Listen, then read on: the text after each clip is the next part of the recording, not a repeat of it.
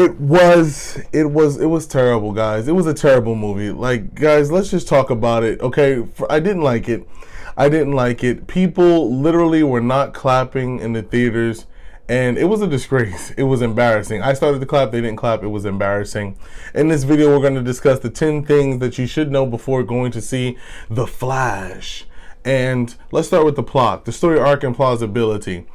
It seems here that our new friend, the Flash, as it were, is struggling with the fact that his mother was murdered when he was a child. We all can empathize with that, I guess.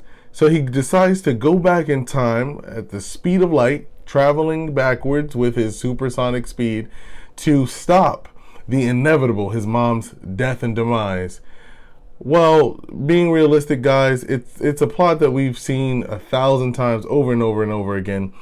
And so it's going to be something that you connect with, obviously, losing your mother, wanting your relative to be brought back to life or to intervene their death. But at the same time, it's just kind of played out. It's really played out. And then the way they cultivated the plot, it was very, very poor. Number 2, the attraction, premise, and entertainment value. So I wasn't impressed. I really wasn't impressed with the attraction and the premise because there was no entertainment value. If I were to say there was something that attracted me to this film, I'm definitely going to give it up to Michael Keaton. He's one of my favorite actors of all time, and he is the legit OG Batman. Like, he is great.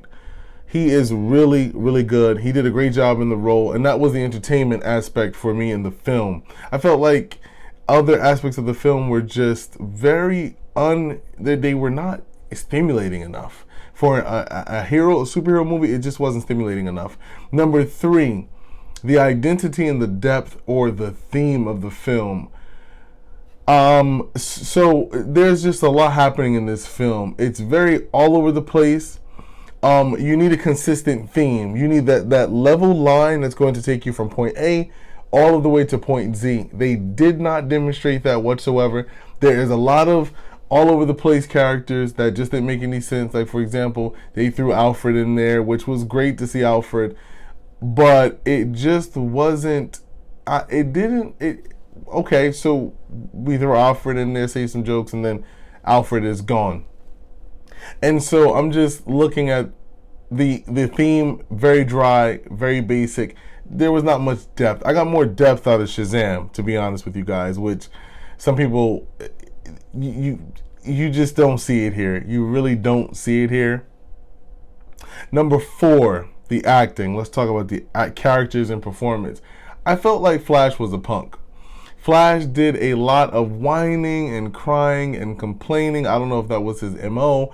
I don't know if that's what makes him the Flash, but it definitely made me want to go to sleep.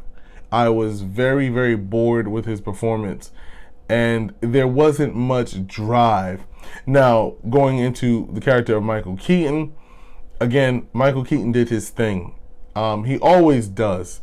When you go to see a film with Michael Keaton in it, expect to have that ambience, having that great development. He's a seasoned actor, for goodness sake. So, of course, Michael Keaton did his thing. So, I'm going to have to give them a 0 for acting. And I'm going to tell you why. Because the Michael Keaton wasn't, the movie wasn't his film, so to speak. The main character was Flash. He was supposed to drive the production. So, I'm going to have to definitely give him a 0 for that.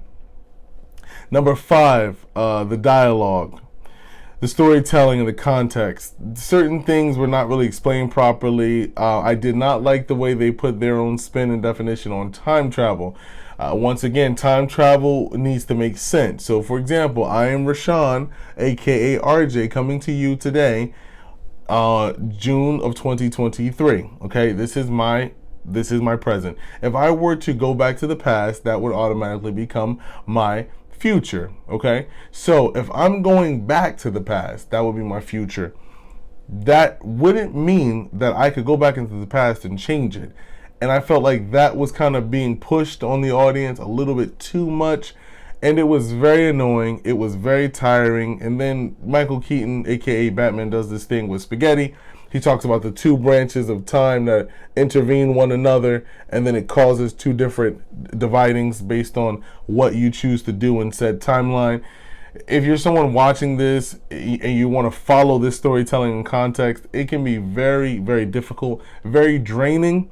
And so that was poorly demonstrated. I mean, they stole so much from Marvel, right? Why not just keep that same theme about time travel, how it really truly works? Number 6, cinematography. Oh man, there were moments in the movie where it was just up and down. There were some graphics that I did enjoy.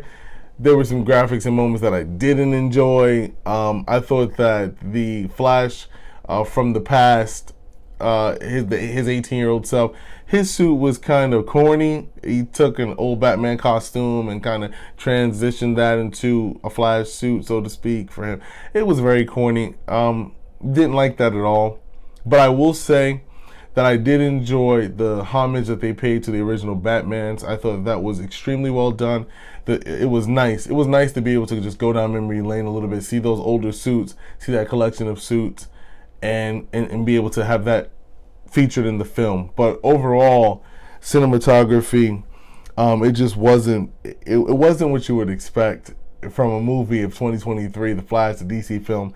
And I went in the theater, like I went in completely unbiased. I went in zero on my mind, and so I couldn't believe that they allowed such a potentially good film to develop into trash. Just trash, man. Number 7, the editing, the pace, and the effects. The movie dragged on way too long, man. It was moments in the theater where I was yawning. I was slightly dozing off. I was looking around. I wasn't as entertained as I could be or should have been in a DC hero film. It was slow pace, man. It was slow pace. Then I'm trying to figure out where they're going with this, if they're going to develop the character, and then it was just. It just was not what you would expect to see again in a superhero film. So keep that in mind when you're in the audience. Number 8, the soundtrack.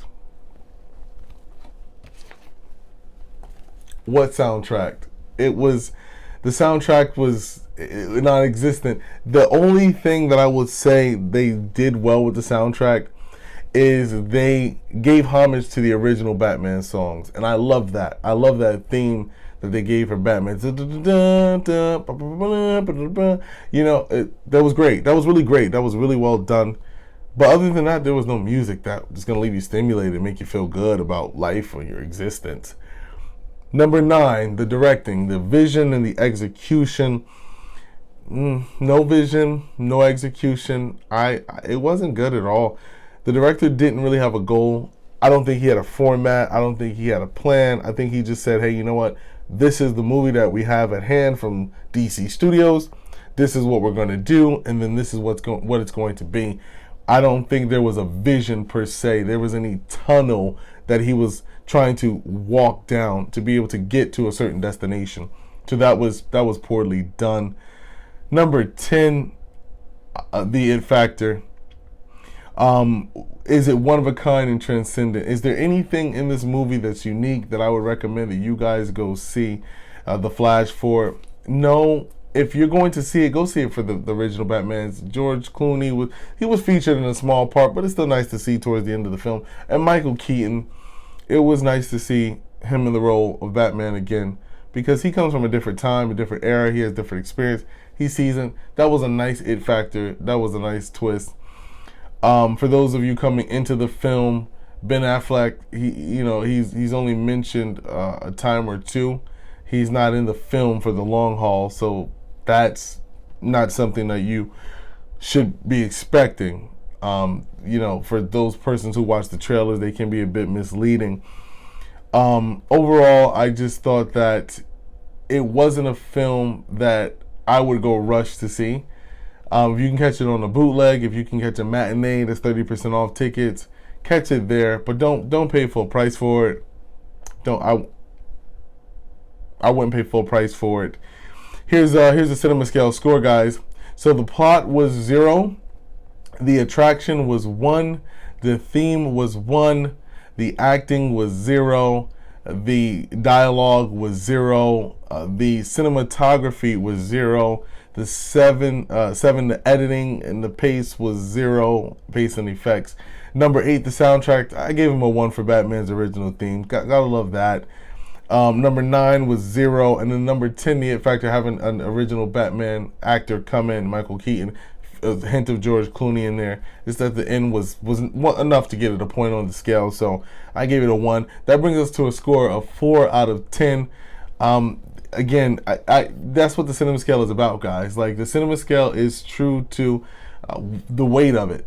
I go through this. It's the plot, the attraction, the theme, the acting, the dialogue, cinematography, editing, soundtrack, directing, and the it factor.